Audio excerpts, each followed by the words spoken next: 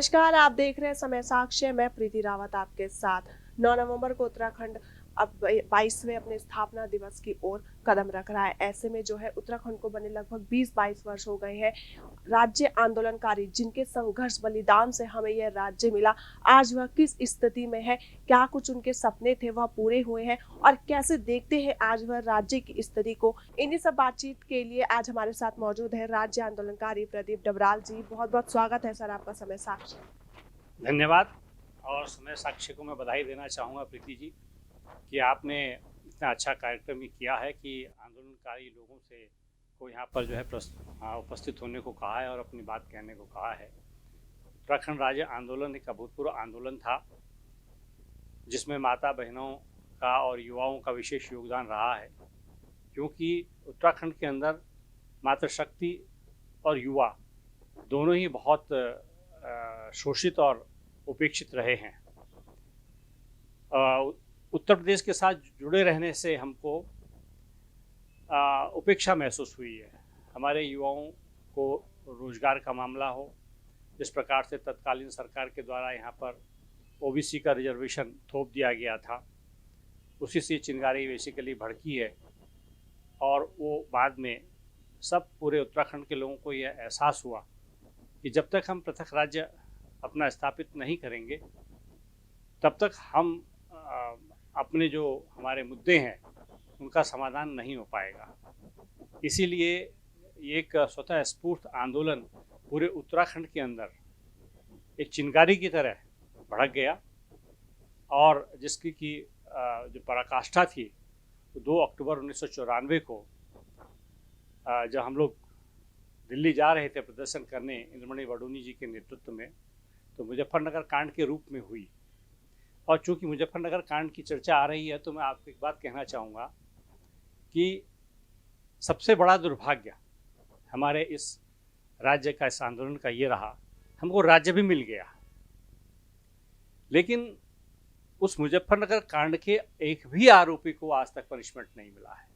22 वर्ष 21 वर्ष 22 वर्ष होने जा रहे हैं और अब धीरे धीरे वो आवाज़ें भी अब ख़त्म हो गई हैं। जो आवाज़ें उठती थी उन लोगों को पनिश करने की, उस समय की सरकारों ने उन लोगों को प्रमोशन दिया अपने राज्य में और हमको ये लगा कि हम इस मामले में कमज़ोर सिद्ध हुए कि न राज्य सरकारों ने और न केंद्र सरकारों ने हमारी इस मांग पर कोई ध्यान दिया कि हम लोग उनको पनिशमेंट नहीं करा पाए।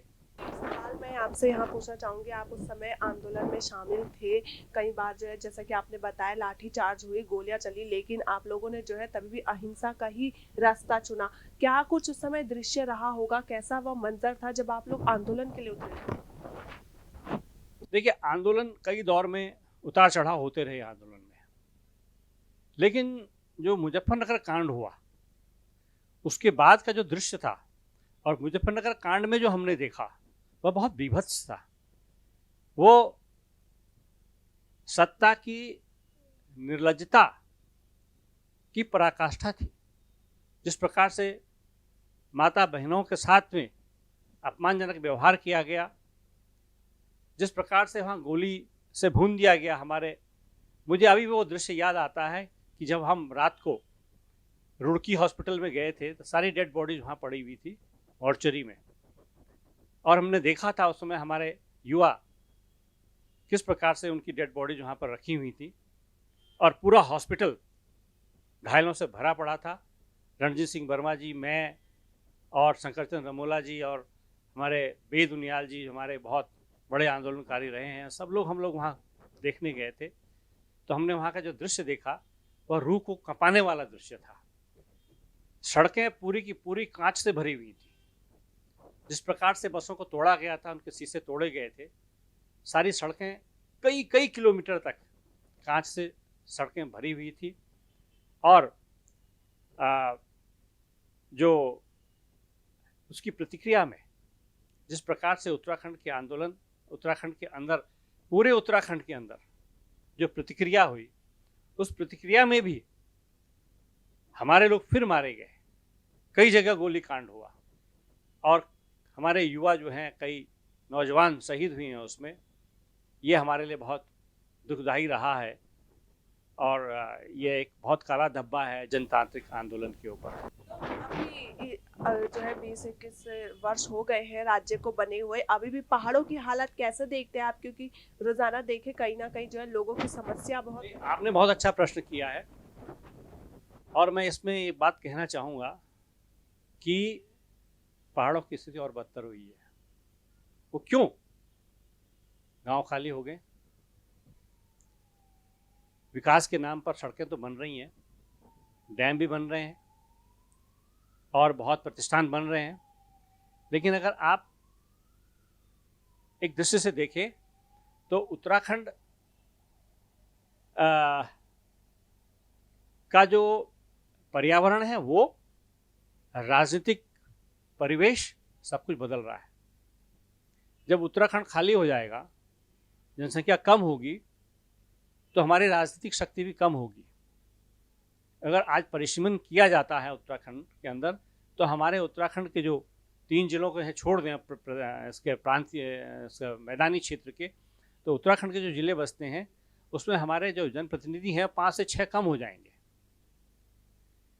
उससे हमारा जो है राजनीतिक प्रभाव भी कम होगा और जो प्रतिनिधित्व होना चाहिए वो जब कम होगा तो निश्चित रूप से हम उस प्रकार से विधानसभा में अब जोर भी नहीं डाल पाएंगे।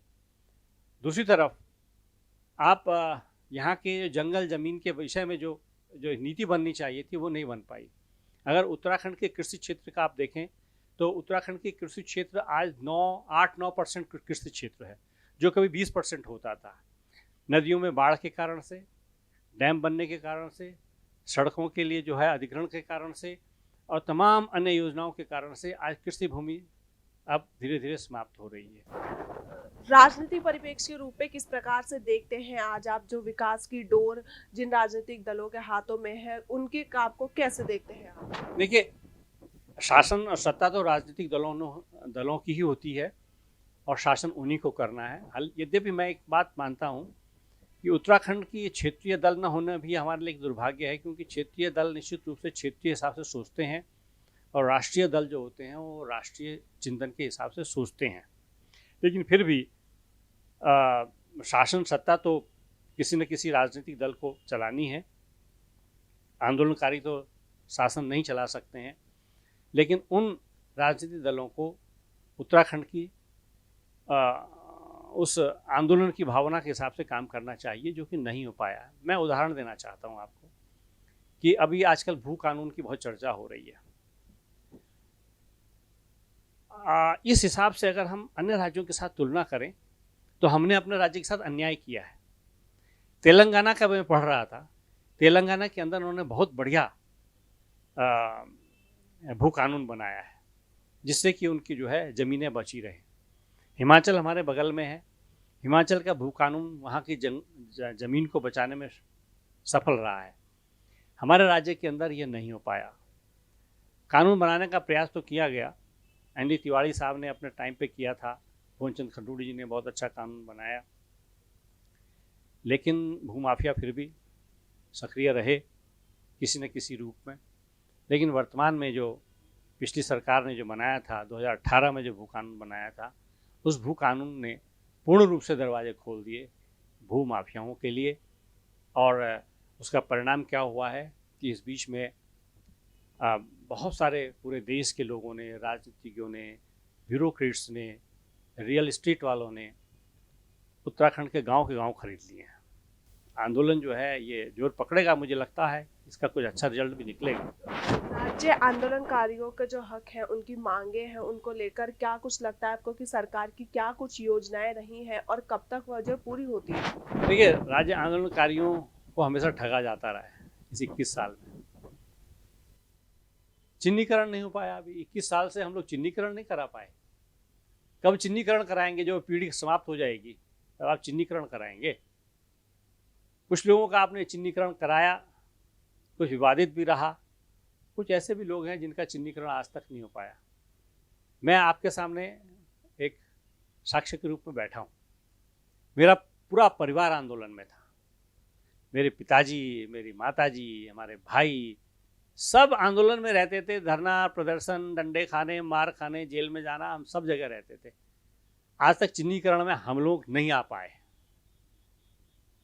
हम लोग चिन्हीकरण में नहीं आ पाए। तो चिन्हीकरण की प्रक्रिया पूरे उत्तराखंड, हम जैसे न जाने कितने और आंदोलनकारी लोग हैं जो आज घरों में हैं और जिनका चिन्हीकरण नहीं हो पाया है। हमें आंदोलन के बाद कोई बहुत ऐसी अपेक्षा नहीं रही है कि हमको कुछ खास मिले।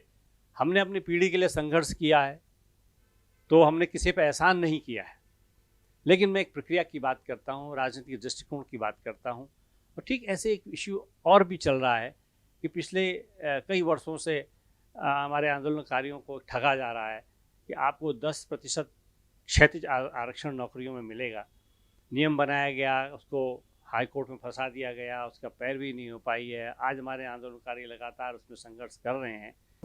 चलिए, कार्यक्रम की अंत की ओर हम है। एक अंतिम सवाल मैं आपसे पूछ लेती हूँ। आज के युवा जो है कहीं ना कहीं भूल रहे हैं कि कैसे जो है हमें राज्य मिला है, आंदोलनकारियों के संघर्ष को भूल रहे हैं।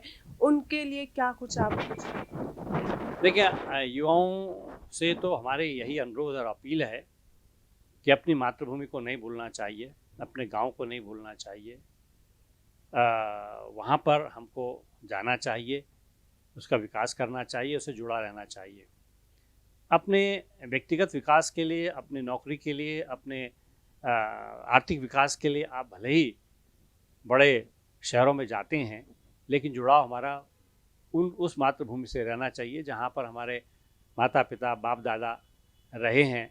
उन्होंने भी वहाँ पर रोजी रोटी कमाई है।